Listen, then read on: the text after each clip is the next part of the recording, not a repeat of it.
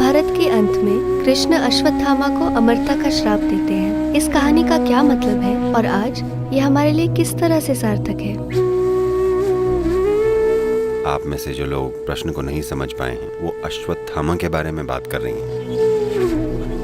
युद्ध के अंत में एक भीषण युद्ध के बाद जिससे दोनों पक्ष के लोग खुद के प्रति और इस तरह के युद्ध को जारी रखने वाले हर व्यक्ति के प्रति घृणा से भरे हुए थे। लगभग 1 लाख लोगों को मारने के बाद भी, वो भी उस समय जब जनसंख्या आज की तुलना में 10% भी नहीं थी, अश्वत्थामा वहां भी नहीं रुका।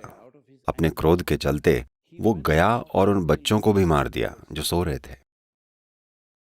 उसे जो अनुचित लगा उसका बदला लेने के लिए वो गया और सोते हुए सारे बच्चों के गले काट दिए। शायद कुछ गलत था, लेकिन ये थी उसकी करनी। तो कृष्ण ने उसे मृत्यु का श्राप नहीं दिया। उन्होंने कहा, मैं तुम्हें अमर होने का श्राप देता हूं। तुम्हें इसी अपराध बोध के साथ हमेशा रहना पड़ेगा।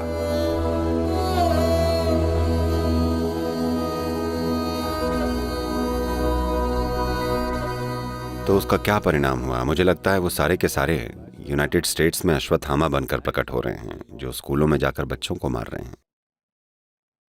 हाँ, वो यही है। नहीं तो कोई स्कूल में जाकर सब कुछ छोड़कर बच्चों को क्यों मारना चाहेगा? कोई कम से कम बड़ों को चुन सकता था। मैं ये नहीं कह रहा हूं कि वो बेहतर होता, लेकिन मैं कह रहा हूं कि ये स्पष्ट रूप से अश्वत्थामा का मूर्त रूप है। क्योंकि आप किसी चीज से नाराज हैं, आप जाते हैं और उन बच्चों को मार देते हैं जो सो रहे हैं।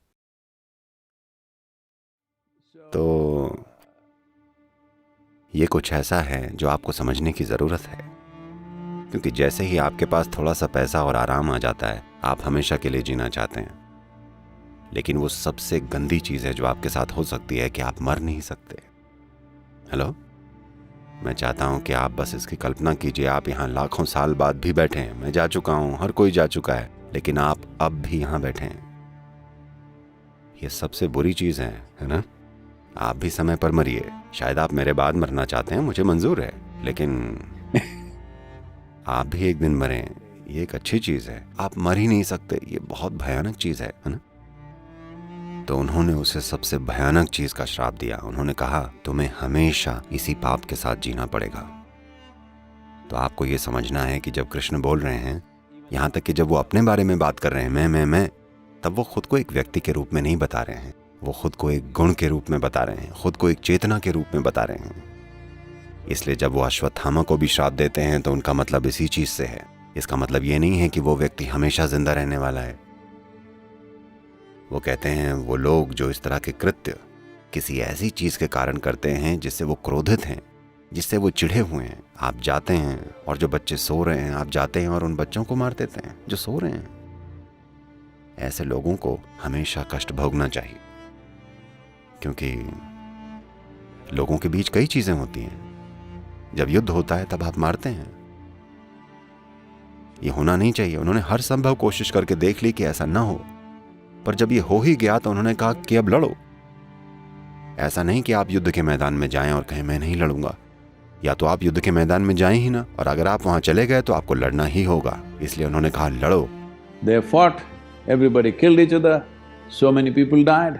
और उन्होंने एक दूसरे को मारा। कितने लोग मारे गए, महान नायक मार गिराए गए, अच्छे लोग मरे, बुरे लोग मरे, हर तरह के लोगों की मौत हुई। पर जब ये खत्म हो गया तब आप जाकर बच्चों को मार देते हैं।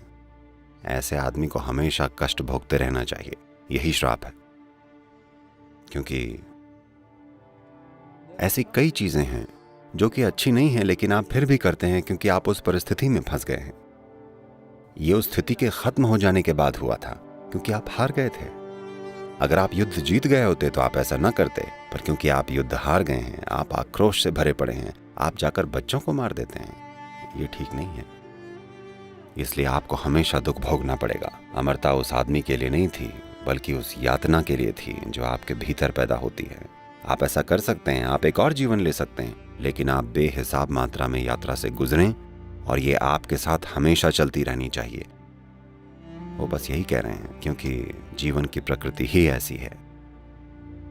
यहाँ कई चीजें हैं जो हम कर सकते हैं, लेकिन अगर आप कुछ पेंचों को खोल दें तो जरूरी चीजें ढह जाएंगी। यही वो बताने की कोशिश कर रहे हैं। देखिए, हम सब ने युद्ध लड़ा, हमने मारा, हमने कई चीजें की, हमने एक दूसरे के साथ थोड़ा बहुत छल किया, हर तरह की चीजें की, लेकिन अभी भी ये दुनिया इंसानों की है। जब युद्ध खत्म हो जाता है तो पीछे हट जाइए। कोई जीता कोई हारा, उससे पीछे हट जाइए, क्योंकि ये खत्म हो चुका है। नहीं, अब मैं रात में जाऊंगा और बच्चों को मारूंगा। आपके बच्चे जो सो रहे हैं, उन्हें सुरक्षा भी नहीं दी गई थी, क्योंकि किसी ने ऐसी कल्पना भी नहीं की थी कि कोई आएगा और बच्चों को सोते में मार देगा।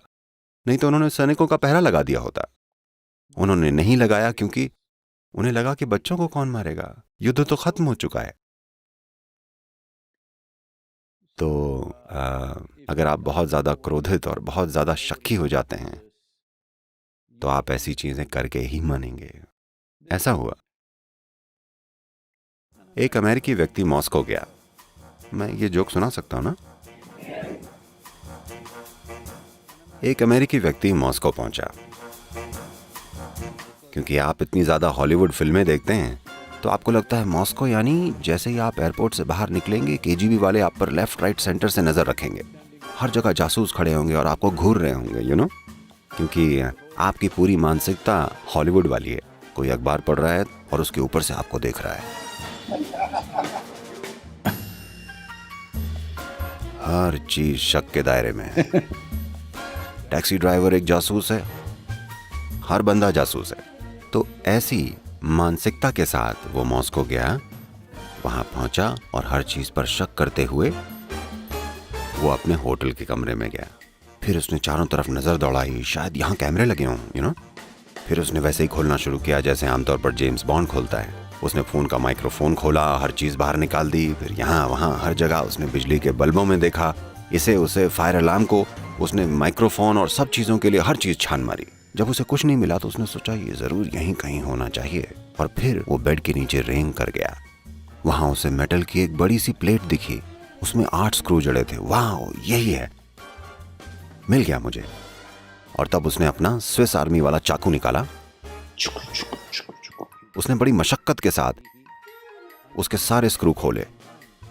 इसमें थोड़ा समय लगा। उसने सारे स्क्रू खोलकर धातु की प्लेट उठाई और उसे खिड़की से बाहर फेंक दिया। कुछ ही मिनटों में होटल के सामने बहुत सारा शोरगुल सुनाई देने लगा। एम्बुलेंस, पुलिस की गाड़ियां, ये और वो, पा पा पू पू, ये सब कुछ हो रहा था। वो नीचे देखने के लिए गया, क्या है इतनी सारी कारें, एम्बुलेंस और ये सब क्यों है? तब उसने फोन उठाया और रिसेप्शन को लगाकर पूछा, होटल में हो क्या रहा है? कहीं आग लगी है क्या? यहाँ कुछ हुआ है क्या? कोई बॉम्ब है? उन्होंने कहा, नहीं, चौथे माले पर झूमर टूटकर नीचे गिर गया है। लोग खाना खा रहे थे और ये उन पर आकर गिरा।